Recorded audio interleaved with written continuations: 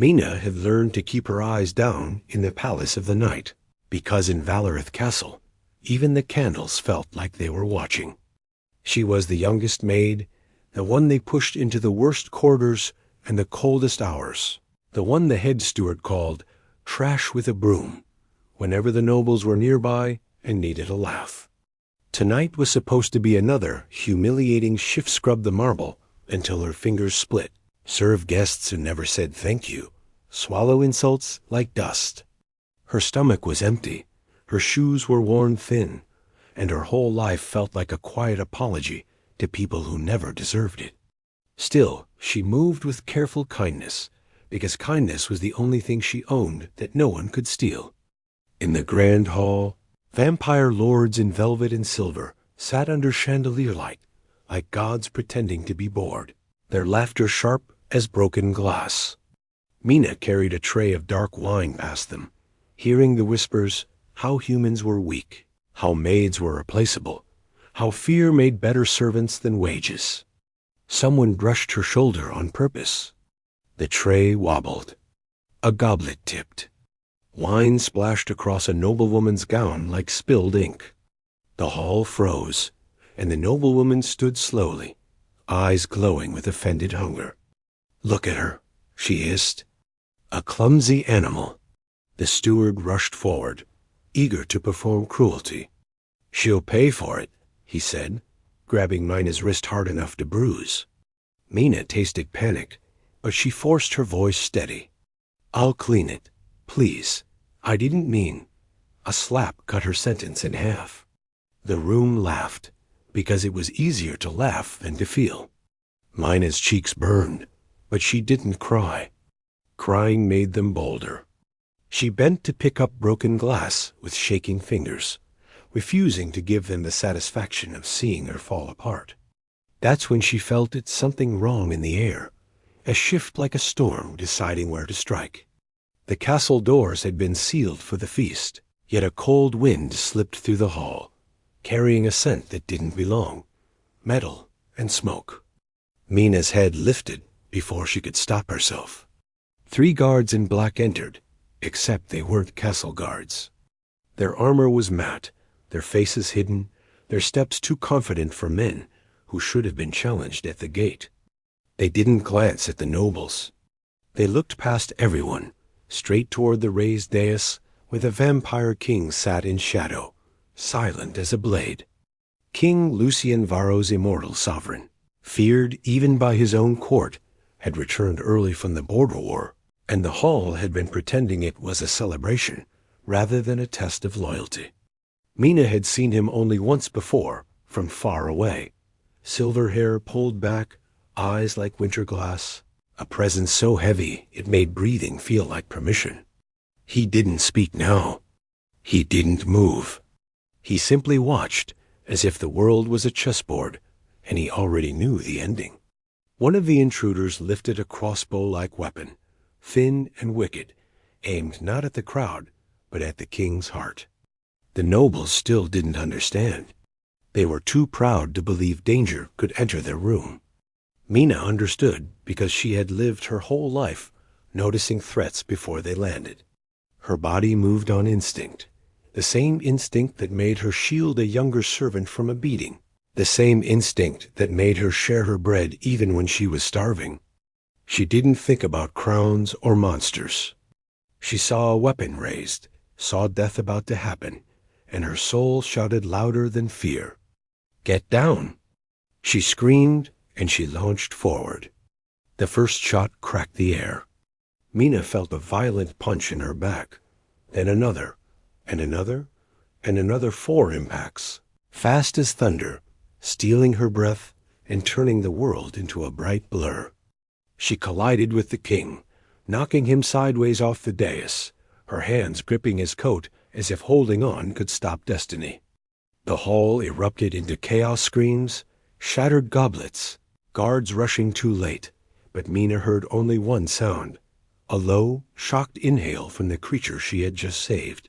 She lay against cold marble, her vision dimming, blood warmth spreading beneath her uniform, and above her, the vampire king stared as if he had never seen courage without a price tag.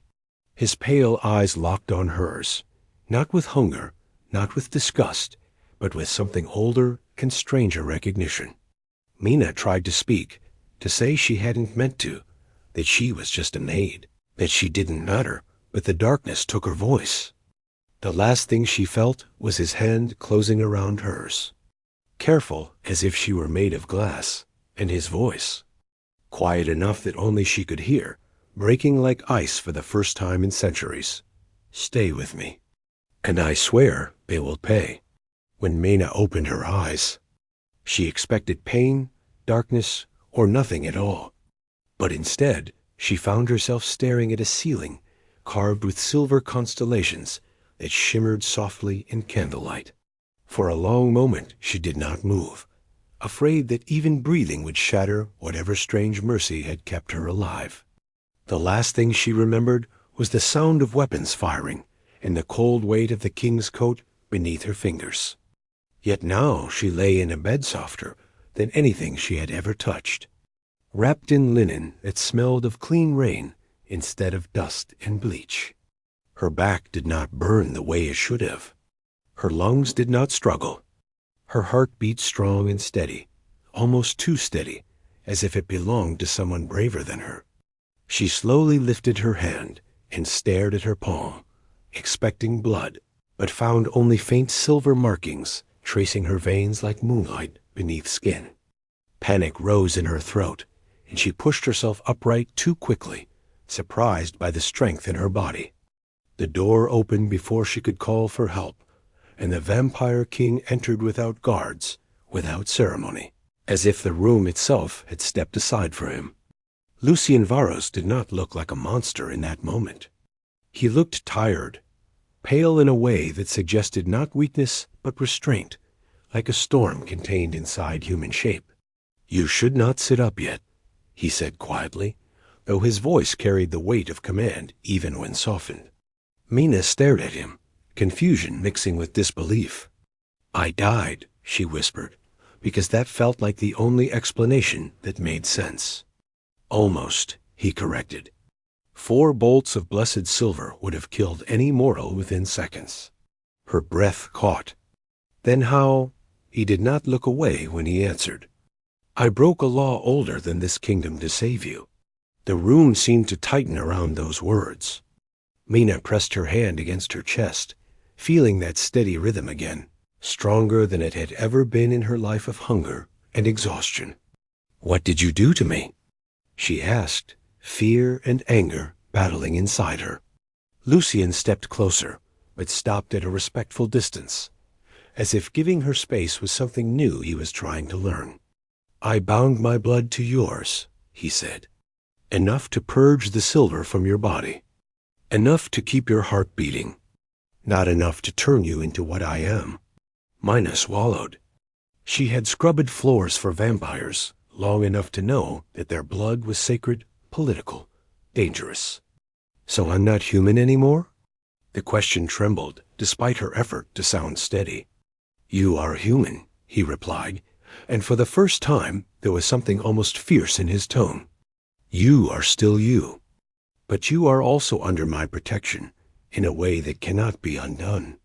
She laughed softly, though there was no humor in it. "I didn't ask for protection." His jaw tightened. "You didn't ask to be shot either." Silence stretched between them, heavy but not cruel. Mina swung her legs over the side of the bed and stood, surprised again at her balance. She felt clearer, sharper, as if the world had edges she had never noticed before. "Why?" she asked, meeting his eyes directly. "Why risk your throne for a maid?" Lucien's expression shifted, something unguarded flickering beneath centuries of discipline. "Because you moved when everyone else froze," he said. "Because you chose a stranger's life over your own without knowing who he was. In 500 years, no one has done that for me." Mina looked down at the silver light beneath her skin, and then back at the king who ruled the darkness. "I didn't save a king," she said quietly. "I saved a person." For the first time, Lucien seemed to breathe differently, as if that distinction mattered more than either of them understood. "Then allow me," he said, voice steady but changed, "to protect the person who saved mine." The next evening, Mina stood alone on the highest balcony of Valorith Castle, staring down at a city she had once walked through unnoticed, and realized she could hear it breathing. Carriages rolled over distant stone like low thunder. Conversations drifted upward from streets far below. And somewhere in the maze of alleys, a child laughed. The sound sharp and clear despite the distance.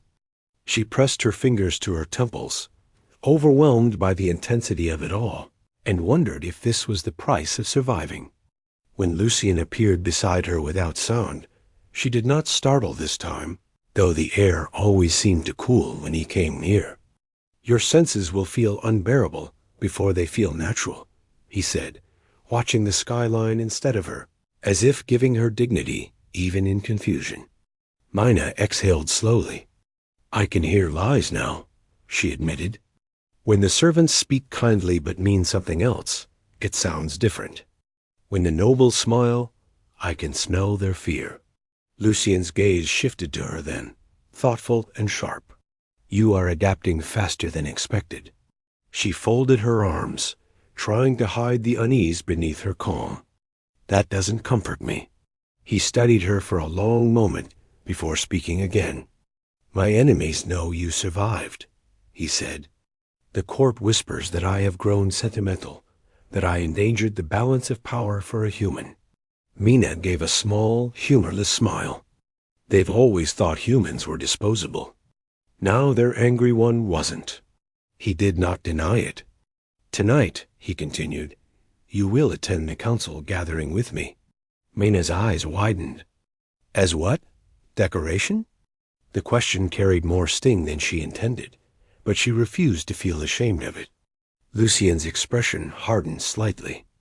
"As the woman who saved their king." The words hung between them, heavy and undeniable. She searched his face for mockery and found none. Instead, she saw something steady, almost resolute.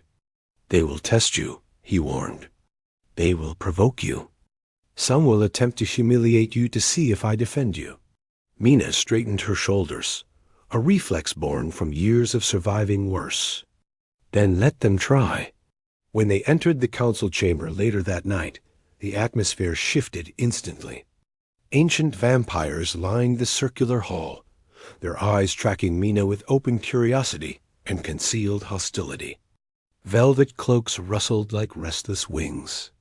She felt their scrutiny press against her skin, but she did not look away. Lucien took his seat upon the obsidian throne, yet instead of sending her to stand behind him, he placed a second chair at his right. A murmur rippled through the chamber. Mina sat carefully, heart steady despite the tension, and folded her hands in her lap the way she had done when scrubbing floors, grounding herself in something familiar. A tall noblewoman rose first, her voice smooth as silk hiding steel. "Your Majesty," she said, eyes flicking to Mina, "is it wise to elevate a mortal so publicly? Compassion can be misread as weakness." Mina felt the insult slide toward her like a blade, but before Lucien could answer, she spoke.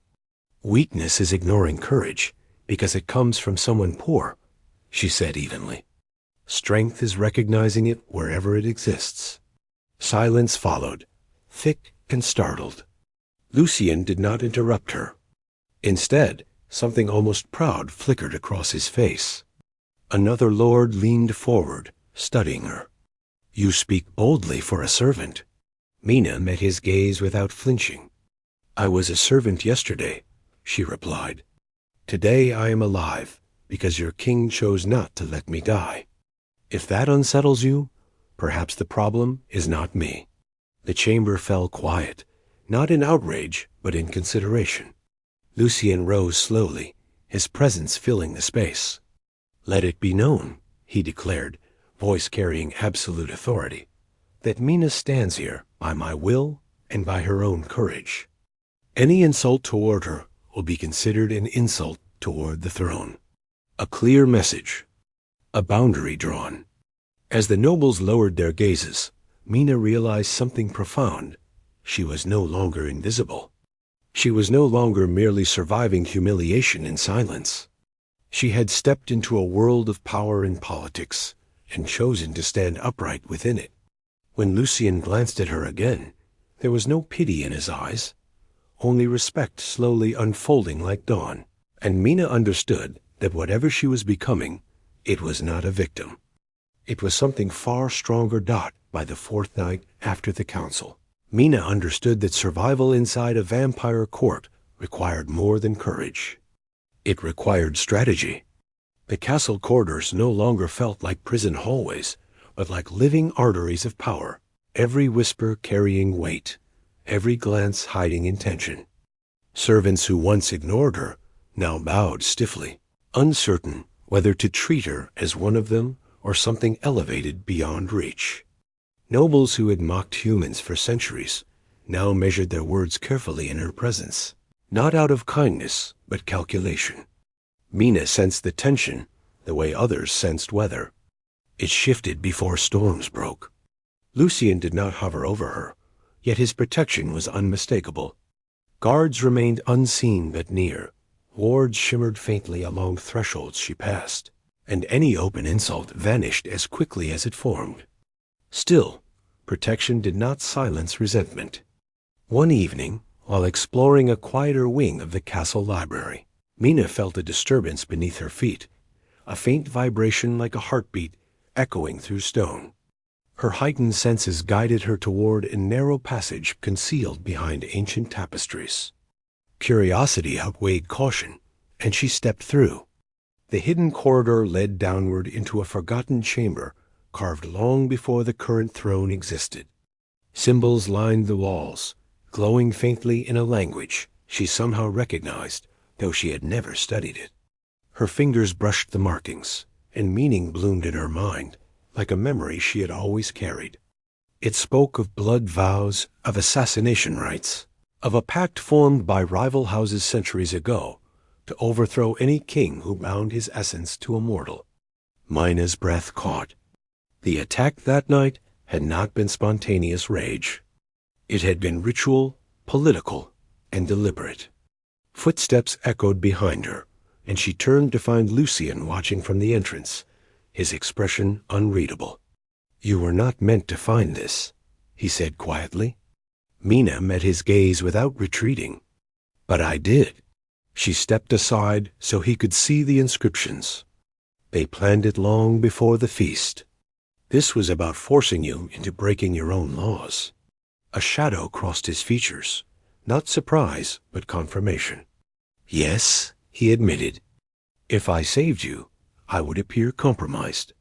If I let you die, I would appear ruthless. Either path fractured trust." Mina studied the ancient script again. Then they underestimated something. Lucien tilted his head slightly. "What is that?" She turned to face him fully, strength steady in her voice. "They underestimated me." Silence stretched, but not unkindly. Lucien stepped closer, careful, as always, not to crowd her space. "You should not involve yourself further," he warned. "The deeper you step into this, the more dangerous it becomes." Mina lifted her chin. "Danger found me first." The truth in her tone left no room for argument. "If this is political," she continued, "then let me learn politics. If it is war, teach me strategy. I will not sit in a tower while others decide my value." For a moment, the king who had commanded armies looked almost uncertain. Not because he doubted her strength, but because he recognized it. "You are asking to share my burdens," he said slowly. "I am asking to share my own," she corrected. That distinction lingered between them like something fragile and powerful. Lucien's gaze softened in a way few would ever witness. "Very well," he said at last. "From this night forward, you are not merely under my protection. You are part of my council." The words carried immense consequence. Mina felt fear, yes, but beneath it surged something steadier, purpose. The maid who had once scrubbed floors in silence now stood within hidden chambers of conspiracy, choosing to face enemies instead of hiding from them. As they left the underground hall together, side by side, rather than ruler and subject, Mina realized the court's greatest miscalculation had not been underestimating Lucien's loyalty, but underestimating the resilience of the girl who had taken 4 bolts and refused to remain small. The 5th night after the council decision, Valorith Castle no longer felt divided by whispers. It felt sharpened by anticipation. News of Mina's place within Lucien's inner circle had traveled beyond the castle walls and into every hidden chamber of the vampire dominion, stirring both loyalty and rebellion. Some houses sent formal messages of support, veiled as diplomacy but edged with curiosity. Others grew silent, which Mina had already learned was far more dangerous than open hostility. She stood beside Lucien in the war chamber, as maps of the city were spread across a stone table etched with centuries of strategy. Candles burned low, their flames bending toward the king as if drawn to his gravity. "They will not attack you directly now," Mina said thoughtfully, tracing the river boundary on the map. "They will test the edges. They will provoke unrest among humans and blame your weakness for instability." Lucien watched her carefully, noting not only her reasoning but the steadiness behind it. "You understand them quickly," he replied. Mina gave a faint smile. "I understand bullies. They strike where they think no one is watching." Her gaze hardened slightly.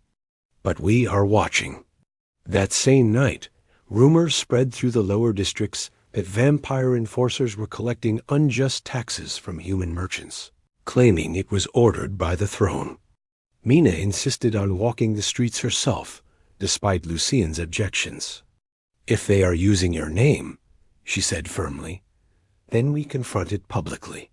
He did not like it, but he did not forbid her. They arrived in the market district just before midnight, cloaked but unmistakable in presence. Mina moved ahead of Lucien deliberately, stepping between frightened shopkeepers and armored figures who bore no official insignia. "Who commands you?" she asked calmly. The leader sneered, revealing sharpened fangs. "The crown no longer concerns itself with human complaints." Mina did not step back. "The crown stands behind me," she said evenly, "and I concern myself with injustice." Murmurs rippled through the gathered crowd. Lucien stepped forward then, his authority rolling outward like thunder. "Any who use my name to exploit the innocent answer to me directly." The enforcers faltered. They had expected fear, not exposure. Within moments, Lucien's loyal guard surrounded them, disarming without chaos. Justice was swift, but not cruel. Exile replaced execution, a message stronger than bloodshed. As the market slowly exhaled in relief, Mina turned to Lucien. "You see?" she said softly. "Respect builds loyalty faster than fear." He studied the humans who now bowed not in terror, but gratitude. Something shifted within him, something centuries of power had nearly buried. Later, back within the quiet of the castle balcony, Lucien faced Mina beneath a sky brushed with silver clouds. "You risked yourself again," he said, though there was no anger in his voice, only restrained emotion. Mina leaned against the stone railing, looking out over the city. "So did you, when you saved me." Silence lingered between them, charged but gentle. "They offered you safety tonight," Lucien continued quietly. "If you distanced yourself from me, the rival houses would cease targeting you." Mina turned slowly to face him. "And leave you to face them alone?" Her eyes held unwavering clarity. "I chose to stand beside you, not because you are king, but because you are trying to rule differently." Lucien stepped closer, not as a ruler, but as a man who had rarely been chosen freely. "You owe me nothing," he murmured. Mina's voice softened, but did not waver. "This is not debt. This is decision." The wind stirred between them, carrying the scent of night blossoms. For the first time, Lucien allowed his guarded composure to ease, not in dominance, but in trust. He did not reach for her impulsively. Instead, he rested his hand lightly over hers upon the railing, a quiet gesture of shared strength. Mina did not pull away. The city below them no longer felt like a battlefield alone. It felt like something worth protecting together. In that silent exchange beneath the moonlit sky, power shifted not through force, but through partnership. And the king who had ruled through centuries of isolation realized he was no longer standing alone by the sixth night. The tension that had coiled around Valorith Castle finally tightened into something decisive. The rival houses, frustrated by failed intimidation and public exposure, made their final move, not with open violence, but with revelation. During a full assembly of nobles and city representatives, a sealed document was presented before the throne, accusing Lucien of violating ancient covenants and claiming that Mina's survival proved corruption within the crown. The chamber buzzed with controlled outrage as elders rose one by one, demanding explanation. Mina stood at Lucien's side, aware that this was the true battlefield, not weapons, but perception. If the council declared Lucien unstable, centuries of order could fracture overnight. Lucien remained composed, though Mina could sense the weight of centuries pressing against him. Before he could answer, one elder declared loudly that Mina's presence was an unnatural influence, that humans were not meant to shape vampire law, and that mercy toward mortals would invite rebellion. The accusation hung heavy in the hall, echoing fears carefully cultivated by rivals. Mina stepped forward without waiting for permission. Her heart remained steady, the bond within her a quiet strength rather than a weakness. "You speak of balance," she said clearly, her voice carrying without strain. "But balance built on fear is already broken." Murmurs rippled outward. She met the elder's gaze directly. "You call my survival corruption. I call it consequence. You set a trap that forced your king into an impossible choice, believing either path would weaken him. Instead, it revealed something greater." Silence deepened. "It revealed that power without compassion is fragile," she continued, "and that loyalty chosen freely is stronger than loyalty demanded." The chamber shifted. Some nobles lowered their eyes. Others listened more carefully than before. Lucien rose then, not to overshadow her words, but to stand beside them. "For 500 years, he said steadily, I ruled through strength alone. It preserved order, but it did not build trust. Mina did not weaken this throne. She reminded it what it protects." His declaration carried finality. The rival houses realized too late that public sentiment had tilted. Merchants, envoys, even lesser vampire clans who had benefited from recent fairness voiced the support. The accusation lost its sharpness when confronted with visible stability. The council withdrew its challenge, not out of defeat, but calculation, choosing retreat over exposure. When the assembly ended, the hall did not erupt in celebration. Instead, it exhaled in acceptance of a new reality. Outside, dawn approached, pale light brushing the horizon.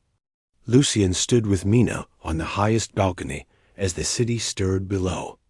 "They will test us again," he said quietly. Mina nodded. "Then we will answer again." There was no fear in her tone now, only readiness. She had entered this world as a maid overlooked and dismissed. She stood within it now as a partner whose voice shaped its future. Lucien looked at her not as a savior or a debt, but as an equal whose courage had altered centuries of tradition. "You changed the course of my reign," he admitted softly. Mina smiled, not with triumph, but with calm assurance. "You chose to listen." The first light of morning touched the towers, and for once the king did not retreat immediately into shadow. He remained beside her, watching a city that no longer trembled at his name, but steadied beneath it. In that quiet moment, it became clear that true strength had never been the absence of mercy. but the courage to defend it openly. And the maid who once knelt to scrub marble floors now stood unbowed beside a throne, transformed not by fear, but by respect. A kingdom changed the night. A servant chose to jump, and a king chose to honor it.